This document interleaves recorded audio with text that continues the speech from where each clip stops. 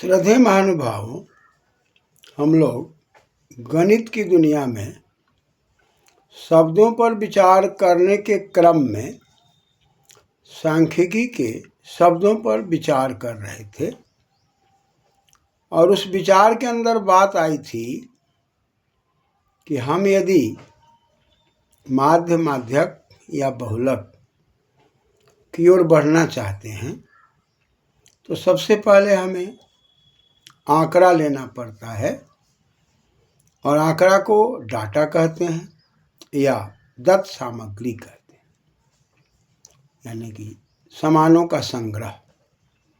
और यह हम दो प्रकार से करते हैं, ये चर्चा चली थी, एक प्राथमिकी और एक गौण, प्राथमिक और गौण, प्राइमरी और सेकेंडरी। तो प्रथम हो गया प्राथमिक और द्वितीयक हो गया गौण। अब इन आंकड़ों में ये आंकड़े वर्गीकृत या अवर्गीकृत होंगे। तो अवर्गीकृत में माध्य, माध्यक, बहुलक की चर्चा चली थी, जिसमें विभाजन की आवश्यकता नहीं थी। लेकिन वर्गीकृत आंकड़ा जो हम लेते हैं और उसके अंदर जो स्वयं अपने आप में आंकड़ा लेते हैं, एक हमें आंकड़ा मिल जाता है, तो उसमें हम लोग विचार किए थे कि इसको विभाजन करने के लिए दो विधियों का प्रयोग देखा जाता है।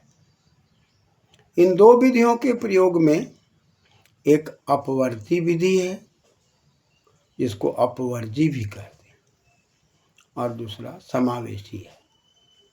तो अपवर्ती में हम लोगों ने विचार किया था, किसी भी आंकड़ा को सजाने के लिए यदि हम 0 से 10 लेते हैं और 10 से 20 लेते हैं, 20 से 30 लेते हैं, 30 से 40 लेते हैं, इस क्रम में हम 100 तक लेते हैं और 0 से 10 के बीच में जो अंक आते हैं उनको आवृत्तियां हम कहते हैं, यानी कि उनका दोहराना, बार बार आना। तो जो आवृत्तियां आती है, जिसको बारंबारता कहते हैं, जिसको फ्रीक्वेंसी कहते हैं, उसमें शब्द आवृत्ति है। आवृत्ति में आंग उपसर्ग है और वृत्तु वर्तने धातु है, अब 3 प्रत्यय होके आवृत्ति, यानी कि उसको दोहराना।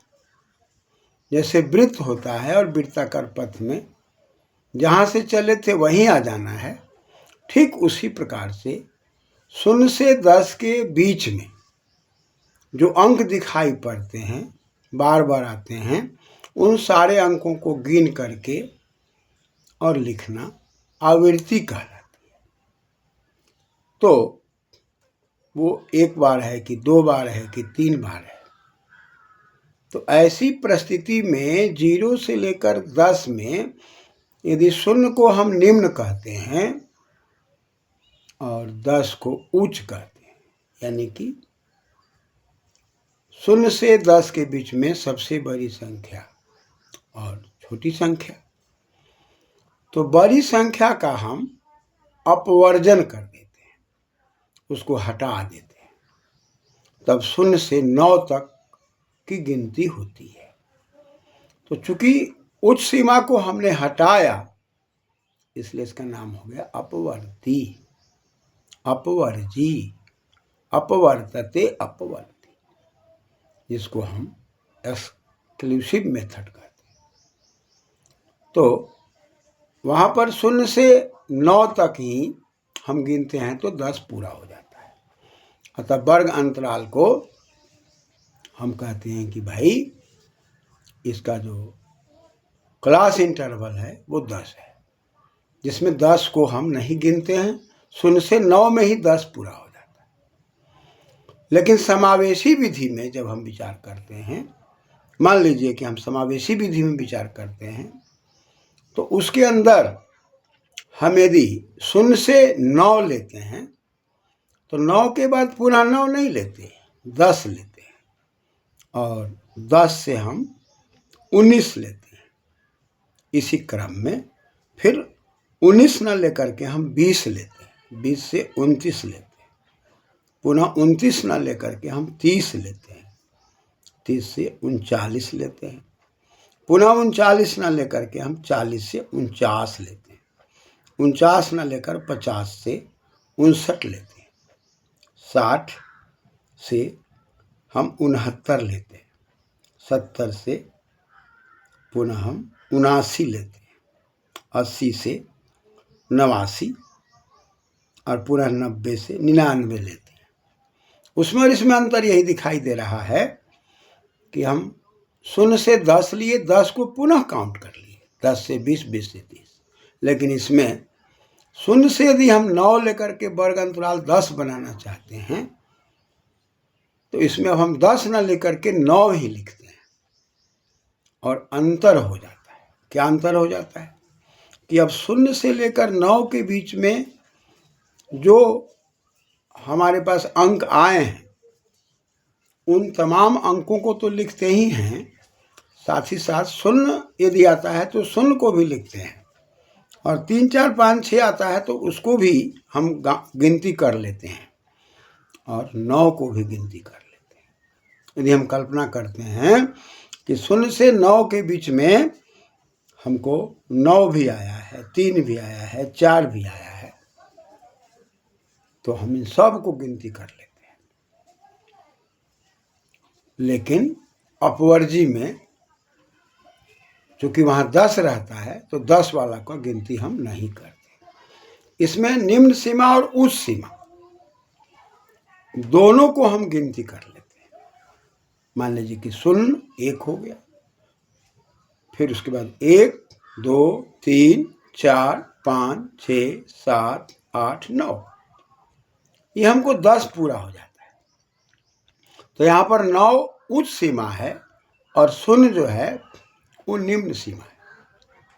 तो समावेशी का मतलब ही होता है कि संतुलित करना, ठीक प्रकार से उचित तरीके से समावेश कर लेना।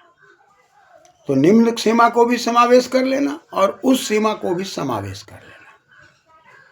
सम पूर्वक विष धातु से घाय प्रत्यय लगकर समावेशति इति समावेश, और स्त्रीलिंग में ई लगाकर समावेशी, ठीक ठीक प्रकार से समावेश कर लेना, यानी कि अपवर्जन न करना। तो हम अपवर्जन जब नहीं करेंगे तब हमारे पास में 0 भी ले लेंगे और 9 को भी ले लेंगे। 0 हमारा निम्न सीमा है और 9 जो है वो उच्च सीमा है।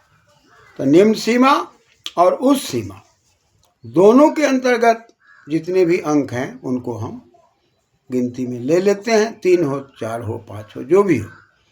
इसी प्रकार से 9 के बाद पुनः हम यदि 10 लेते हैं तो 10 से 19 के बीच में 10 को भी ले लेते हैं और 11 12 13 जो भी अंक आए उसको लेकर हम 19 तक ले लेते हैं। इस प्रकार समावेशी में दोनों का समावेश कर लेते हैं। उच्च सीमा और निम्न सीमा दोनों की गिनती हम कर लेते हैं, इसलिए इसको इंक्लूसिव मेथड कहते हैं। दोनों को गिनती करके काउंट करके लिख देते हैं, 2 बार 3 बार 4 बार कितने बार आया, बारंबारता आवृत्ति कर लेते हैं, फ्रीक्वेंसी कर लेते हैं, और तब हम उसके बाद आगे की चर्चा करते हैं कि हमको क्या निकालना है। ठीक उसी प्रकार मान लीजिए हमको 20 से 29 में लेना है तो 20 की भी गिनती करेंगे, 29 की भी गिनती करेंगे, और 20 और 29 के बीच में जो अंक आए हैं उनकी भी गिनती करेंगे, 3 4 5 जितने भी आए। इसी क्रम में हम आगे बढ़ते हैं पुनः 30 से 39 में, 30 को भी और 39 को भी। लेकिन वहाँ क्या करते थे कि हम अंत वाला उस सीमा को छोड़ देते थे। छोड़ने के कारण उसको हम अपवर्ती कह रहे हैं या अपवर्जी कह रहे हैं, और ले लेने के कारण, समावेशित कर लेने के कारण, मिला लेने के कारण उसको समावेशी कह रहे हैं। सम्यक रूपेण विशति, ठीक प्रकार से उसको प्रवेश करा लिया हमने, यानी कि उस सीमा को भी और निम्न सीमा दोनों को ले लिया, इसलिए समावेशी विधि है। और अपवर्जी विधि में, अपवर्ती विधि में हम लोगों ने उस सीमा को हटा दिया तो भी 10 का हमारा वर्ग अंतराल मिल गया, हमारा क्लास इंटरवल जो है 10 मिला। तो 10 मिलाने के लिए हम वहाँ से 0 से शुरू करके 10 तक तो गए, 10 से 20 तो गए, लेकिन हमने 10 को गिनती नहीं किया, 10 को निम्न सीमा में लेकर के गिनती किया। और इसमें क्या किया हम लोगों ने कि उस सीमा और निम्न सीमा दोनों को लेकर के गिनती किया। यह अंतर हमें समझ लेना चाहिए। ये समावेशी में उच्च और निम्न दोनों का समावेश करके गिनती किया, और अपवर्जी में दोनों में हम उस सीमा को छोड़ दिया। इसके पहले ही हमको 10 वर्ग अंतराल हो गया। इसी प्रकार हम 5 का रखें या 10 का रखें या अन्य अंकों को रखें, यह हमें समझना चाहिए। धन्यवाद।